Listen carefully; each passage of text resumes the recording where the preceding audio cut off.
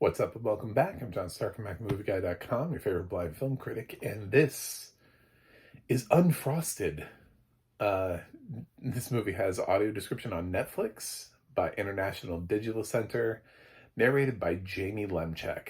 I was pretty proud of myself because I guessed the narrator correctly before the description hit. I was like, I think this is Jamie Lemchek. So I'm getting good at getting voices in there.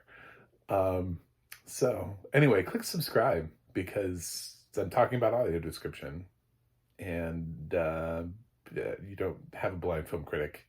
I know you don't because there isn't another one on YouTube. Um, so yeah, this is it. This is Unfrosted. This is Jerry Seinfeld's directorial debut. This feels so weird to say. I should say feature length directorial debut. He also stars in this alongside everyone. Everyone in Hollywood is in this film. You're probably in this film and you didn't even know it. This is insane. This has an insane cast. It just keeps going on for days. Like the credits are so long. There were little outtakes of it basically took all the way up until the announcement of the audio description. But we've got Melissa McCarthy, we've got Amy Schumer, we've got Hugh Grant, we've got Dan Levy is in here. Just they're little cameos that I don't necessarily want to spoil for anybody, but just a whole bunch of like random people that pop up in this film for like a hot second and then go away. But yeah, man, Jerry Seinfeld got people to show up, and that's props, because the cast definitely sells this. This is I hope to be a true story. I hope a little bit of it is true. I hope it's like one of those like tall tales, like where it just like started out, maybe like part of it was true, and then Jerry Seinfeld just ran with it. But it's the race to create the Pop-Tart, basically. We see Jerry Seinfeld plays Bob, who works for Kellogg's, and they have this sort of cereal empire with all these brands, and they're the top brand at the time, and Post is the other company, and they're the biggest rival, but there's also General Mills and Quaker are referenced here, and all the different cereal brands, and we have this weird cereal awards ceremony that they go to. Hugh Grant plays an actor who plays Tony the Tiger, who reads the lines. They're great. And for TV commercials, to be able to sell that. And there's a rumor that that Post is developing a non-cereal product, a toaster pastry of some kind, and Kellogg's is like, oh no, but that'll kill our business, so we have to develop it first. And so it becomes this race to develop essentially the Pop-Tart, and Post develops something else. They don't originally call it a Pop-Tart. It's funny how it ends up landing. I don't want to ruin all the jokes. I'm just telling you generically what the movie's about. There's this whole thing with this sort of like milk mafia, with Peter Dinklage and Christian Slater representing the milk industry, and because this thing that they're creating doesn't have milk involved in it, that they Jerry Seinfeld gets kidnapped by them and goes through that. This film is absurd. It has so many little jokes, so many bizarre little funny references. People are either going to love this or hate this because it's so much. It is, but I loved it. I loved it. I have no idea. I don't know where the internet is out of this. I did not look it up on IMDb. That's why I'm struggling with the cast. I don't want to know how anybody else thinks about this film. I haven't seen a single review of this film. I want to be able to say I liked Unfrosted. If everyone else hated this film, fine. I liked it. I thought it was fun.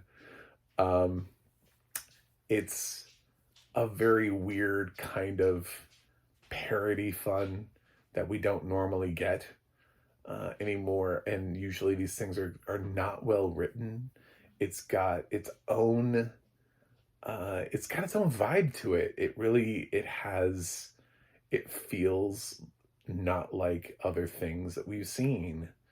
I can't directly compare it to something. Um, especially anything recent. So I think easily the best thing Melissa McCarthy's done in a while, you know, outside of like dramatic work. So in terms of comedy, this is easily for her the best thing. And Jerry Seinfeld's pretty good in this. I'm like, why haven't you done more movies, dude? Like, why did you wait until now? Like, why are you just now jumping in and doing like, well, I should probably do a movie, you know, probably have that on my resume. Um, it's just so bizarre. Last year we had Ray Romano made his directorial debut, and now Jerry Seinfeld's making his directorial. It's just like, who's next? Is Kevin James going to direct something next year? Like, what's going on here? What do we? Has Kelsey Grammer directed anything yet? I don't.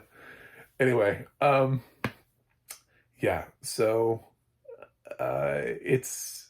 it's the audio description is on point. I have to say, International Digital Center, Jamie Lemchek, and the writer of this, Catherine. I want to say it was Catherine Finn. I want to say that. I want to say it was Catherine Finn. It's fantastic, just absolutely fantastic audio description. Um, the I don't think I've seen I've had this debate about making sure that people are represented in terms of sort of like ethnic and racial representation. This film goes out of its way. I think damn near everybody was described, and they were described in the most interesting ways. Um, some skin colors were like somebody tried really to go on the color palette and figure out. I think somebody's skin color was described as taupe, and I was like, wow, we are getting really in that. We're really up in this audio description in terms of the tone of someone's skin, you know. And I really appreciated the level at which that they were willing to go to try to make sure everybody was represented, and it really is damn near every character. I think if they couldn't get a character description in there, I think they were probably frustrated themselves because they were probably feeling pretty good about the level of description they were able to do for every single character. It felt pretty comprehensive. Probably there are only two characters that didn't get audio description, and they were the two sort of gag cameos. I'm not going to spoil it, but I'll say that there are two characters who are named directly. It tells you exactly who they are, so that you'll get the reference. But he ties it into another TV show that was set during this time period and directly mentions those characters by name. So for people who are familiar with those characters, which was a pretty popular TV show, played by the actors who played them, they will get the joke. Those characters were not given description because they were just said to be that character, if that makes any sense. I don't know if that makes any sense, but it was a gag. It was just a little like look what we did, look how cool we are type of thing. Sort of like if they had pulled Austin Powers in here. They don't, so I can say that. If they had pulled Austin Powers in here and they were just like, Austin Powers comes in and tries out they would just expect you to kind of know who Austin Powers was. It's Mike Myers doing Austin Powers in this film for some reason. You know what I'm saying? Like, it's that. They're not going to describe Austin Powers. Austin Powers, a light-skinned white man from the, they didn't go into that detail. They were just like, it's Austin Powers. So, because the characters are somewhat iconic themselves, yeah, they just said who they were. But, so that gag will work for the people who it will work for. Not everybody has seen every single show, so some people will be like, what? But I think most people will get the reference. And especially Jerry Seinfeld's target audience, I feel like probably also saw that show. So, anyway, yeah, this is really funny. I like this a lot. All of the different mascots, which, they don't all get names, but they all get descriptions. So you can kind of figure out who matches to what cereal. So they don't go out of their way to say necessarily Tony the Tiger, but he's a tiger and he's promoting Frosted Flakes. I know that rooster that does cornflakes has a name to him, but they don't use it. They say that there's a rooster, and obviously the Toucan Sam, when they talk about Fruit Loops, he pops up in here, but he's just described as a toucan. So they don't name all of them, but I don't know that all of them have names. The only ones that get names are Snap, Crackle, and Pop, who are not hiding underneath a costume. They're just three dudes. Just some really great jokes in here.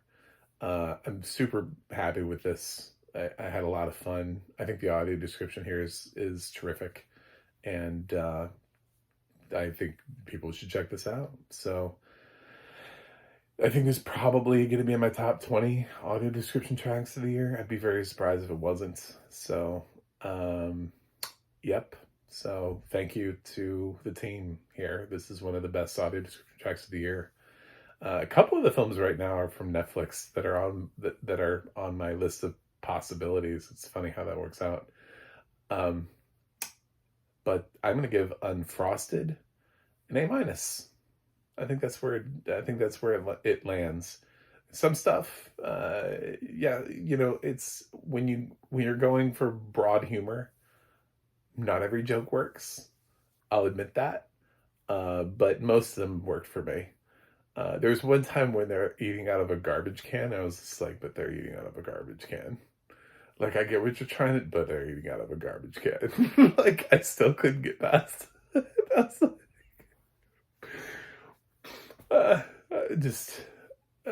they're like, they're trying to show like how badly kids want this specific goo, and I'm like, but they're eating it out of a dumpster. That is, I mean, I get it. I get what you're trying to do here, but it's still also revolting at the same time. Like, it's a joke that's never going to work for me because all I'm going to be able to think about is that they're eating goo out of a dumpster. Not even just like looking for, it's not like dumpster diving for, but like it's goo, it's like congealed goo it just sounds, for somebody who used to work and knows that there used to be like trash juice and stuff in there, like juice that came out of other things. I just kind of made me want to throw up because I'm thinking about all the dumpster stuff that I've seen. I'm like, people would eat that? What? So, no. It was a little gross for me. So I'd love to be able to take this movie to an A, but honestly, if we're looking at one specific reason why that film, probably that would be the biggest joke that did not work for me at all. Would be that. So anyway, thanks for watching, thanks for subscribing, and I'll see you guys on the other side.